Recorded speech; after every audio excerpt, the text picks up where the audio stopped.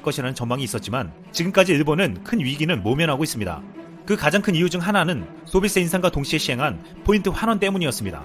이것은 신용카드나 전자적 지급수단 등 이른바 무연금 결제를 하는 경우 지불액의 일부를 돌려주는 것을 말합니다.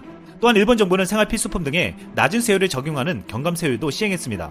외식이나 주류를 제외한 음식료품, 정기 구독신문 등에 8%의 세율을 적용하는 제도입니다.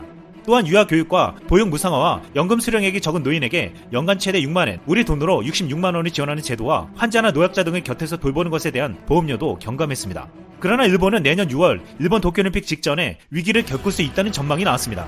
포인트 환원 등의 경기 부양책이 도쿄올림픽을 앞둔 2020년 6월에 끝나기 때문입니다. 일본의 경기 부양책이 끝나기도 하지만 이 시점에 현재 벌어지고 있는 미중 무역 전쟁의 여파가 여실히 드러날 것이라는 전망이 나왔습니다. 일본 다이아 종합연구소 고바야시는 미중 무역 분쟁은 중국에서 미국으로의 수출에 부과되는 관세 인상이 일단 연기돼 수출에 대한 우려가 다소 완화됐다고는 해도 세계적인 재고 순환이 얽혀 있어 생산 조정은 계속된다고 지적하며 경기 저점은 내년 중반으로 예상하고 있다고 했습니다.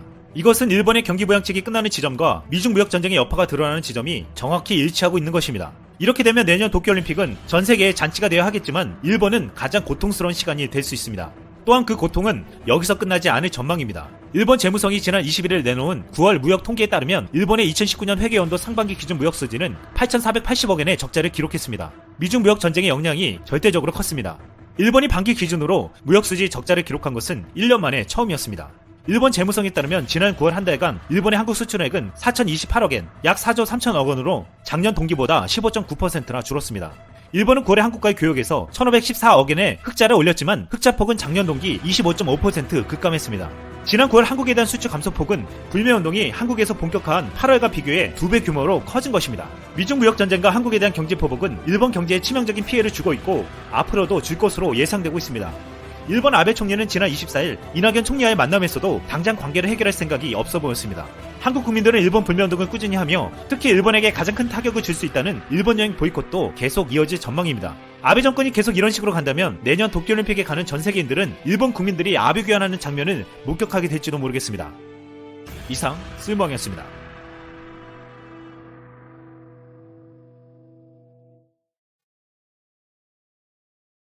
원이 쏟아지고 있습니다. 이번엔 새로 취임한 경제산업상인데요. 어떤 내용인지 알아보았습니다.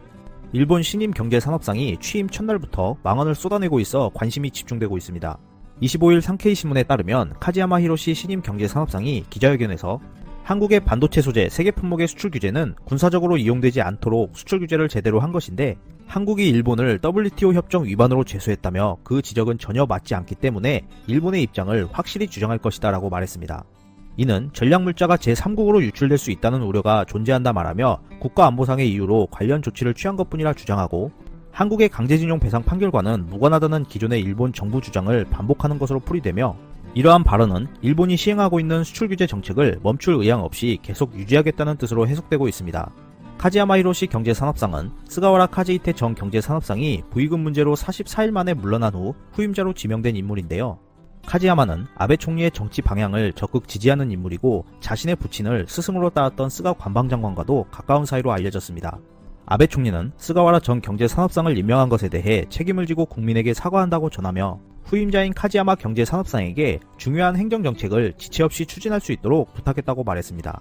일부 네티즌들 사이에서는 이렇게 빨리 후임을 결정하는 것이 이미 사임하도록 예전부터 정해져 있었던 것 아니냐는 의혹도 나오고 있는데요. 이제는 일본이 장관 자리도 아들에게 세습하는 나라가 되었다며 한탄하는 반응들이 이어졌습니다. 고이즈미 주니치로 전 일본 총리 아들 고이즈미 신지로는 현재 최연소 기록으로 환경부 장관으로 이미 임명되어 있습니다.